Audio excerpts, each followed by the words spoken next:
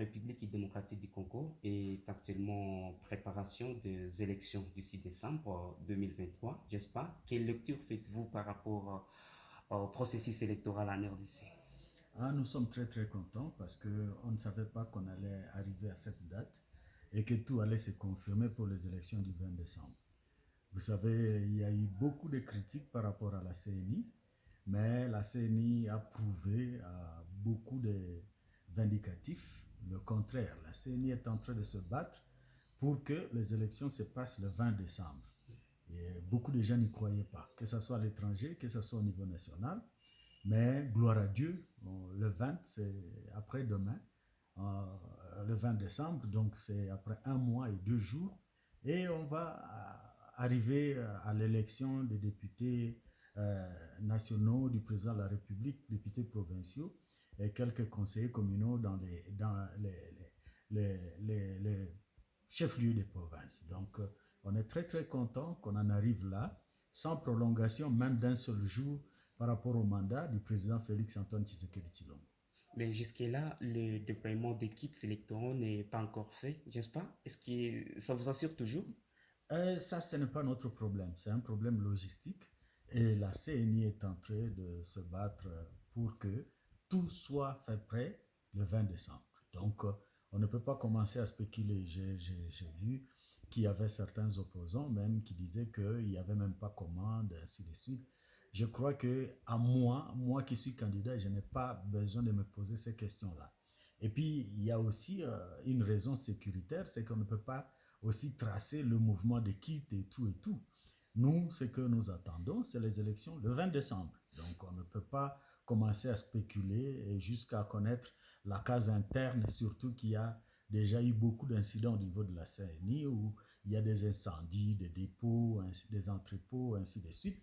Donc, la CNI doit faire des choses d'une manière professionnelle et c'est ce qu'elle est en train de faire jusqu'à ce qu'on en arrive à la date. Bien entendu, il y a déjà eu des problèmes sérieux, c'est le problème des cartes qui s'effacent.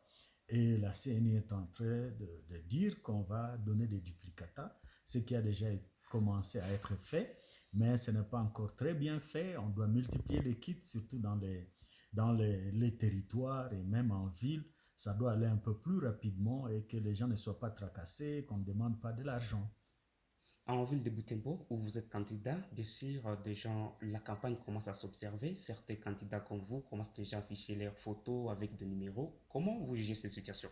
Moi, comme président d'un parti politique, ça m'étonne que quand j'arrive à Butembo, il y a toujours une accélération inutile. Il y a beaucoup de gens qui ont commencé la campagne photo avec numéro et tout et tout. Vous venez de la capitale, Kinshasa, Goma, Bunia, ailleurs, ça ne s'observe pas. Et je me pose la question de savoir pourquoi seulement à Butembo. Pourquoi les autorités à Butembo, les autorités au niveau local n'ont pas arrêté cette histoire, cette illégalité, parce que c'est pas quand même normal qu'on soit candidat et qu'on commence plus d'un mois avant la campagne et que les autres attendent. Nous, on attend que c'est dans 2 jours qu'on doit afficher maintenant les photos régulièrement, on doit y mettre des numéros, mais on voit que c'est plus de 50% des gens peut-être qui ont mis des photos et qui sont en train de déranger. Ils ont déjà commencé la campagne. Pourtant, il y a une étape qui concerne la campagne qui doit être. Je crois que la CNI, elle est bien regardante là-dessus. Il y a des gens qui ont commencé la campagne avant d'autres et ça doit être puni. C'est pas normal qu'on puisse rester dans cette illégalité. Une grande ville comme Butembo, avec beaucoup d'universités, avec des intellectuels, surtout des gens qui ont fait le droit, en tout cas, ce n'est pas normal. Quel serait maintenant votre message à la population de Butembo par rapport à cette période de la campagne et surtout que certains candidats incitent la population surtout à la haine? Quel message vous voulez lancer à la population bibolaise? Ben, je crois que on doit prendre des candidats qui sont dans un certain niveau de maturité. C'est pas normal que les gens commencent à se battre juste parce qu'ils veulent que tel ou tel autre passe. C'est pas normal.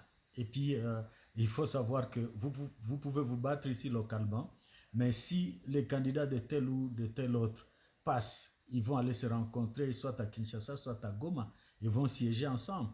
Ils ne peuvent pas siéger pour les problèmes d'un certain quartier ou d'un certain groupe de gens. Ils siègent pour la ville, pour la province et pour toute la République. C'est quand même un peu bizarre que les gens croient que si tel ne passe pas, c'est fini et que la vie s'arrête là. On doit savoir que être élu, on est élu et d'autres ne peuvent pas être élus. Vous vous rendez compte que les députés provinciaux, ils sont à peu près 300. C'est-à-dire il y a plus de 250, plus de 280 personnes qui vont mettre les mains sur leur tête pour dire qu'ils n'ont pas gagné les élections. Il n'y a que 4 qu'on cherche. Sur 184 quelques au niveau national, il y a à peu près 180 qui doivent plier bagages et qui doivent... Ils ne déméritent pas, mais on cherche seulement 4 personnes en ville de Butembo. Donc vous sentez que ce n'est pas de la guerre. On entre dans la campagne, on doit s'exprimer, on doit donner son projet. Qu'est-ce qu'on a pour la population? Qu'est-ce que son parti politique prône pour le bien-être de la population? Parce que c'est quand même un peu bizarre que les candidats à les suivre au niveau de Butembo, ils ne parlent même pas de leur parti politique, de ce qu'ils pensent pour la ville, de ce qu'ils pensent pour les pays, de ce qu'ils pensent pour la province. Mais voilà, à vous les journalistes, vous qui êtes le quatrième pouvoir, c'est à vous de poser ces questions clairement à tous ceux-là qui se disent candidats, de demander, mais qu'est-ce que vous pensez pour la ville de Butembo? Qu'est-ce que vous pensez pour la province du Nord Kivu, qui est toujours une province en guerre? Qu'est-ce que vous pensez pour toute la République, qui a des problèmes de routes, problèmes d'écoles, problèmes d'hôpitaux, problèmes d'électricité? Qu'est-ce que vous pensez pour cette République? Vous savez, il y a des choses qui m'étonnent, c'est que il y a quand même, j'ai constaté, je m'excuse de le dire, j'ai constaté qu'il y a des gens qui ont 2 à 3 projets dans leur tête. Le premier projet, c'est 21 000 dollars. Ça, c'est dans leur tête, 21 000 dollars. Deuxième projet, quand ils sentent que 21 000, ça va être un peu compliqué, c'est que le parti politique doit financer ma campagne. Et ça devient des projets de certaines personnes.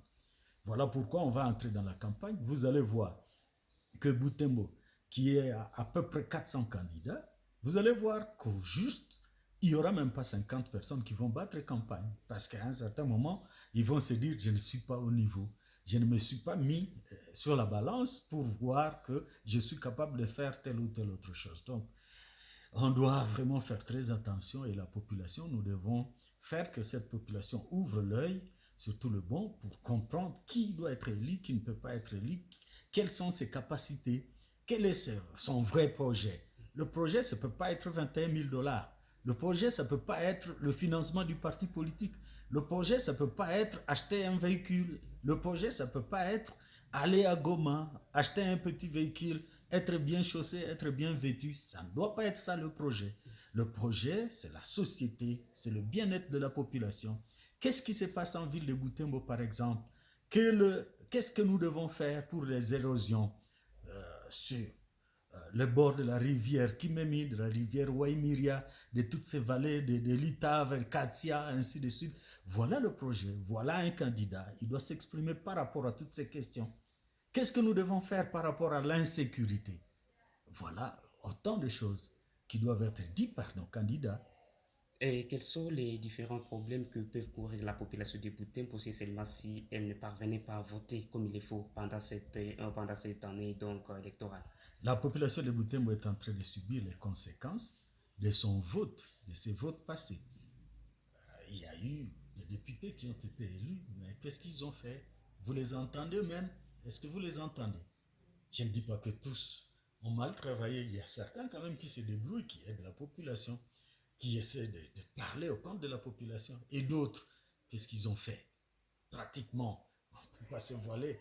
Qu'est-ce qu'ils ont fait? Est-ce qu'on les entend même? Est-ce qu'ils peuvent porter la voix de la population de Butembo? Donc voilà, il y a des choses qui doivent se faire pour la population. Il y a l'insécurité à Butembo.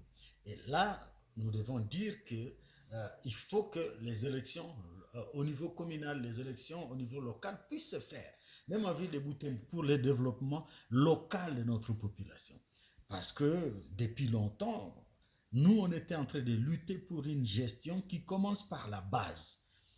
Une gestion qui commence par la base. C'est pas normal que pour construire un pont, sur la rivière Kimemi, à tel ou tel autre lieu, que l'argent puisse provenir de Kinshasa, alors que Butembo a produit de l'argent.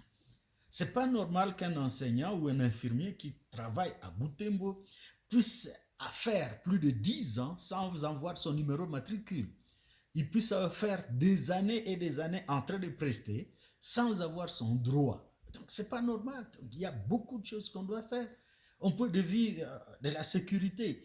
Il y a la justice qui ne fonctionne pas normalement. Gloire à Dieu que le chef de l'État est en train de se battre pour que la justice commence à fonctionner. Si vous voyez aujourd'hui des gens qui deviennent des kidnappeurs, qui deviennent découragés, c'est parce qu'ils sont aussi victimes de certains procès mal jugés. Ils ont été victimes de certains procès. On s'est dit, vous n'avez pas droit, alors qu'il a droit. Il se voit que la terre de ses ancêtres a été expropriée et il se dit, ma façon de me venger, c'est de prendre une arme, c'est de prendre une lance. Voilà des choses sur lesquelles nous devons nous pencher pour que la population puisse se sentir à l'aise. Et c'est ça le travail que nous devons faire, nous, si nous sommes élus. Honorable Simon Kazungu, pas plus tard qu'hier, le président